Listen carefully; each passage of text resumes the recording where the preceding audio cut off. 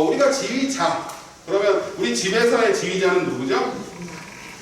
엄마죠. 그죠? 아빠는 고개 끄덕이면서 뭐 이렇게 잘한다고 얘기해주면 되는 거죠. 아빠가 말 한마디 하는 순간 어떻게 되죠? 엄마가 화가 납니다. 그래서 집안이 완전 무너지죠. 네, 그러면 엄마가 화나지 않게 우리 아빠들은 최선을 다해서 의견을 제시하지 못한 채 돈을 갖다 주는 양상들을 많이 볼 수가 있습니다. 자, 그래서 이 지휘자, 우리가 그 지휘자를 존중해줘야 되잖아요. 결국에는 이 지휘자의 능력이 굉장히 뛰어나야 합니다. 근데 지휘자는 포용할 수 있는 지휘자를 원합니다. 이 캡틴이 뛰어나면 이 연주자들이 굉장히 화려하게 연주를 합니다. 기본적으로 이 지휘를 볼 때요, 이 이론들에 대해서 얘네들은 다 연습이 되어서 딱 지휘자가 와서 지휘봉을 딱 잡으면 바이올린이 크면 제가 막 눈으로 막 욕을 합니다. 그죠? 눈으로 막 욕을 하면 바이올린이 정신 차리고 이제 이 일을 하게 되고요. 어떤 때는 뭐 이렇게 지휘관 집어 던지는 사람도 있을 거고, 사람마다 조금씩 방법이 틀린데 어쨌든 간에 이 사람들은 하모니를 위해서 일한다는 거죠. 지휘관의 능력이 뛰어나면 그 지휘관은 여기 있는 저 또한 이 14분의 오늘 전화를 받으시러 가는지, 그죠?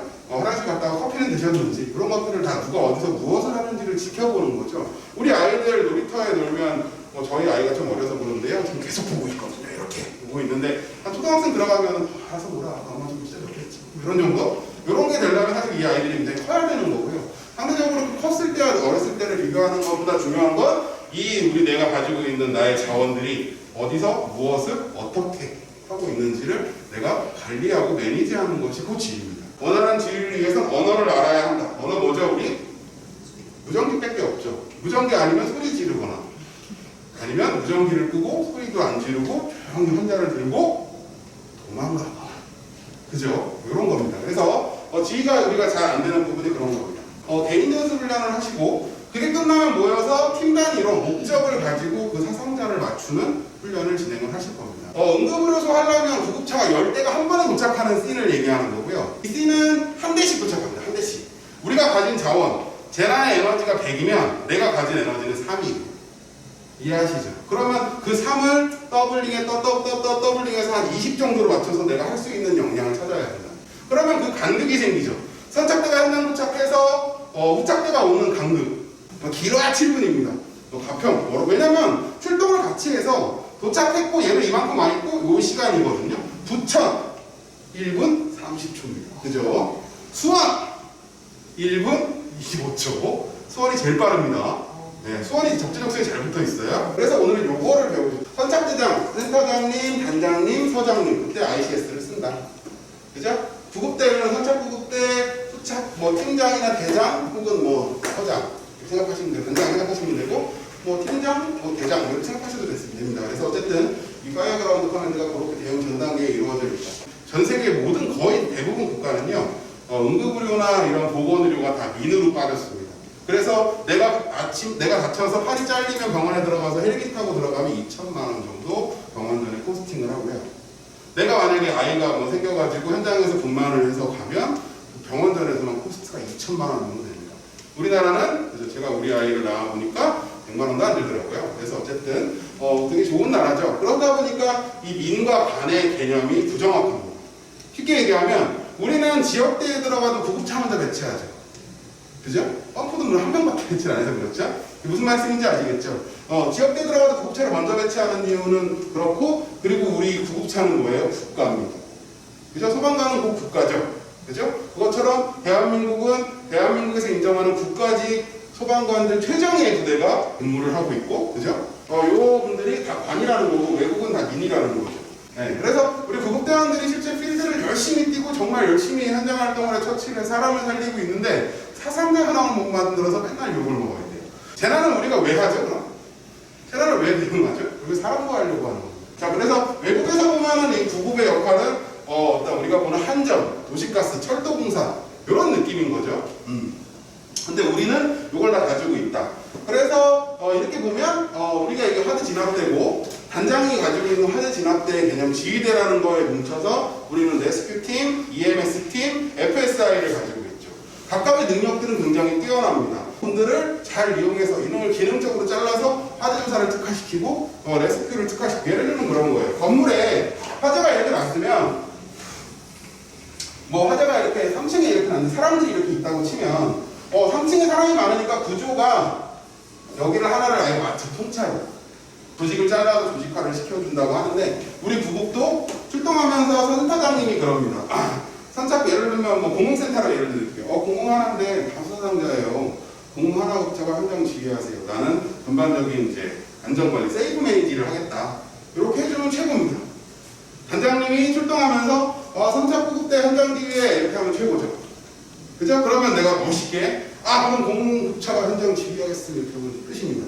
근데 단장님이 야 공공국차 도망가지 말고 현장 지휘해 거기까지만 해줘도 그 구급차 절대 간다 못 간다? 못 간다. 그죠? 사고의 문제가 아니라 나머지 환자를 케어하느냐 못하느냐에 있다. 이게 팩터입니다. 이해되셨죠? 병원에서는 환자가 헬스케어 니즈, 건강해지고 싶은 욕구가 있는 사람은 곧 환자죠. 그리고 그것들을 커버하는 걸 리소스라고 합니다. 그 외의 자원들을요. 근데 환자가 클 때예요. 우리보다 에너지가 크면 돼요. 근데 그 에너지가 크다 하더라도 수원의 경우는 뒤돌아보면 차가 한 대씩 와 있죠. 그죠? 에너지가 짧습니다. 1분 30초, 1분 30초, 1분 30초. 그러면 3분도 안 돼서 끝나요. 다수상자이긴 하지만 빨리 끝나는 다수상자였던 거예요. 양평의 경우는 6분씩만 잡자고요. 6분씩만. 길 막히잖아요. 용문산. 그래서 10분씩만 잡자고요. 버스 넘어지면 양평에서 미니버스 하나 넘어졌는데 8명 나왔어요. 재난이죠? 그게 막 풀어 떨어졌어요. 절벽으로. 초대형 재난이죠? 그런 거예요. 동네마다 틀리다는 얘기예요. 5명 숫자로 얘기할 수 있는 게 아니에요. 이런 걸 얘기하는 거예요. 필드에 환자가 있으면 우리밖에 없잖아요. 병원 전담기에 누가 있어요? 경찰이 사람 구하지 않잖아요. 그래서 이것들을 조금 더 분류학적으로 보면 환자가 있을 때 구급차가 하나 있으면 한 사람을 이송고 할 수밖에 없다는 전제 조건 하에서 10명일 때 하나 있으면 초기, 10명일 때 10명 있으면 중기, 10명 있을 때 20대가 있으면 후기입니다. 그래서 항상 우리는 후기까지 가죠. 환자가 5명 나왔는데 구급차 세대 출동시켰는데 구급차를 막 오다 보면 10대가 와 있죠. 비천시켜주면 되죠. 이따가 비천시키자고요. 아셨죠? 우리가 꼭 환자 수가 중요하지 않다는 아니에요. 물론 환자의 모수 굉장히 중요해요. 그렇지만 관서가 가지고 있는 광명, 조처, 그리고 안산, 조처, 최적화되어 있죠. 대구도에서 사고 나면 재난이죠. 네, 어쨌든 일상대응 단계에는 엄청나게 많은 자원들이 이 사람을 위해서 출동해주고 있어요. 근데 다수상자 단계에서는 뭐다? 이런 단계가 필요하다는 거예요. 영양센터에 오시면요, 뭐 해야 되냐면 이거 해야 돼요. 그 선착대장은 지휘해야 돼요. 이해되셨죠? 그게 훨씬 빠르다는 거예요. 랩타임을 찍어 선착대가 데리고 가는 것보다 선착대가 데리고 갔으면 2차대가 와서 데리고 가야겠다. 다 이러잖아요. 그래서 재난에 막 차가 막 30대씩 와 있잖아요. 그죠? 그런 거예요. 그래서 오늘 그거고요. 네, 체크리스트가 여기 있을 거예요. 자, 1번부터 6번까지를 한 번에만 할 수 있을 때 우리는 지휘의 상황보고가 끝났다고 얘기합니다. 자, 1번 뭐냐면 예를 들면 제가 공군구급대라고 할게요. 공군구급대 현장 도착 해보니까 경찰이 안 왔어요. 경찰 기발 요청. 경찰이 맡게 해주세요. 센터장님한테, 그죠? 그런 거죠. 그럼 컴퓨터가 맡고 있으세요? 이런 것들 정도 하면 될 것 같고요. 뭐 현장 다른 방지 개념에서 그냥 뭐 안 하셔도 돼요. 네. 그리고 지휘권 선언, 현장 도착을 하셔야 되고요. 지휘권 선언 뭐예요? 지금부터 내가 지휘할 거니까 다 공포하는 거예요. 근데 지휘권 선언이 잘 안 돼요. 왠 줄 아세요? 그렇다고 지금부터 오늘부터 아빠가 지휘할 거야라고 하면 맞겠죠. 이 지휘라는 말이 책임이라는 게 굉장히 따르고 나는 우리 와이프한테 맞을 것 같아서 그런 말을 절대 하지 못하거든요. 지휘권 선언이라는 게 굉장히 어색하세요. 공공급차 현장 지휘하겠음. 이거 인정하고요. 자, 후착 때는 공공급차 임무 받고 활동해주세요. 이렇게 하는 것도 인정합니다. 무조건 나를 표현을 해야 돼요. 도착해봤더니 예를 들면 좀 가정을 할게요. 수원역 앞에 로타리 있는데요. 수원역 앞에 삼거리예요. 예를 들면 수원역 앞에 삼거리 위치 나오죠. 차량은 그냥 보면서 뭐 스타렉스 2대랑 뭐 승용차 2대, 버스랑 승합차는 되게 특이한 상황인 거죠. 그런 것도 차가 몇 대 있고 오토바이가 있다더라. 그리고 하상가는 그냥 봐서 한 6명 정도 돼 보인다. 그래서 구급차 지금 세대 출동하고 있으니까 세대 더 보내라. 그죠? 그리고 우리 선착대는 뭐 하겠다. 그게 대응, 문제 설명, 우선순위 결정, 대응 활동 계획 조치 중에 현장 보니까 뭐가 제일 우선순위가 있는지 그거 하면 되는 거예요. 우리 작전, 목표. 그죠? 그럼 후착대가 긴장하면서 오다가 분류하시는 우리 직원께서 선착대 와보니까 이 사람 신경지예요. 그럼 후착대가 어떤 느낌을 갖고 인상을 쓰기 시작하죠? 어떻게든 도착을 안 하려고 다른 데, 더 빠른 데가 없나 막 패드를 찍죠. 그죠? 내가 신경지를 맞지 않으려고. 그렇게 열심히 하고 있는데 3착대도 여기 또 신경이 또 있대요. 3착대가 에이씨 여기까지야? 뭐 이러면서 가는 거잖아요. 그죠? 이해하셨죠? 그렇게 우리 팀원들이 무전을 들으면서 재난 상황을 예측하고 그 재난 상황에서 내 임무를 미리 예측해서 활동을 최선을 다해서 할 수 있게끔 그렇게 상황 보고를 해줘야 되는 거고요. 이 상황 보고에 의해는요, 상황실과 우리는 50년 동안 신뢰가 없어요. 상황실은 우리한테 항상 적군이죠. 귀찮게 해요, 뭐를. 그죠? 근데 상황실 입장에서는 현장에서 내가 물어본 거에 대해서 제대로 대답, 몇 개니 그랬는데 몰라, 혹은 빨간색 막 이런다고요. 한 번도 응답을 안 줘요. 그리고 동문서답하고요. 그러니까 서로가 이게 문제가 있죠. 지휘를 하려면요, 우리가 현장 도착하기 전까지는 재난통합 시스템하고 가장 많은 정보를 갖고 있을까요? 갖고 있어요. 갖고 있어야 되죠. 이게 기본이죠. 재난 규모를 그들이 생각해서 처음에 보내줘야 되죠. 근데 가보니까 재난이 클 수도 있고 그보다 작을 수도 있는데 오버해서 보내달라고 얘기를 하고 있는 상태에서 현장 도착해서 내가 군사대가 구급대 지휘권을 선언하면 그때부터는 재난지휘센터는 쏙 숨어서 서포터가 되는 거예요. 야, 차 보내. 차 보내는 거죠. 이해하셨죠? 그런 게 돼야 되는데 상황 보고가 안 되니까 그 환자 의식이 있는지 거기 막 현장에 버스 있어요? 막 이러는 거예요. 상황 보고를 일목요연하게 30초 안에 한 번에 해줄 수 있을 때 내가 현장을 지휘할 수 있는 요건이 됩니다. 이 구급을 잘 하시는, 이 구급을 20년 동안, 뭐 짧게는 뭐 2년, 길게는 한 20년 동안 해주신 분들도 한 번에 말하는 건 잘 안 돼요. 생각해서 한 번에 말하게끔. 자, 그래서 우리가 필기에서 어떻게 해야 되느냐?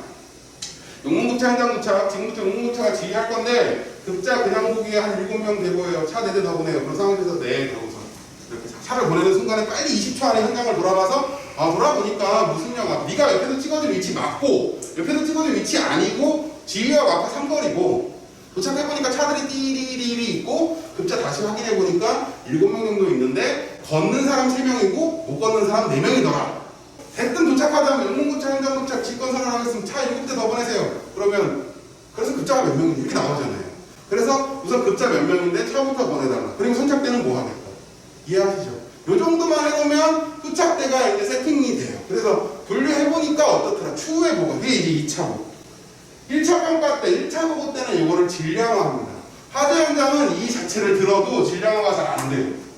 엄청나게 무겁거든요. 그리고 이게 계측이 안 되는 반면에 구급은 딱 들었을 때 10kg, 차 열대면 끝. 이렇게 돼요. 근데 열대 오다가도 2명씩 막 들어가는 데가 있죠. 그러면 7대? 6대? 이 끝? 이런 거예요. 작전판. 이 작전판이 굉장히 좋아요. 지휘는 뭐냐면 말하기예요. 상황 보고 말하기. 말하기가 지금 1번이고요. 두 번째는 자원관리. 그림 그리기예요. 그림 그리기. 자원관리를 해줘야 된다는 거. 그 다음에 하상자가 나와야 되는 거죠. 자, 보세요. 이 작전판을 왜 그려야 하냐면요. 아주 간단해요. 이따가 제가 보여드릴 건데 현장에 상거리가 이렇게 있다고 치자고요. 상거리가 있는데 차가 오토바이에 사람이 이렇게 있고 차가 이렇게 있고 차가 이렇게 있고 차가 이렇게 있어요. 사람이 하나 있고 뒷좌석이겠죠. 이쪽 보면 이건 앞좌석에 둘이 있고 차가 이렇게 있으니까 뭐 여기는 하나 있고 여기도 하나 있고. 그럼 환자 몇 명이죠? 네, 여기도 하나 더 있고. 환자 몇 명이죠?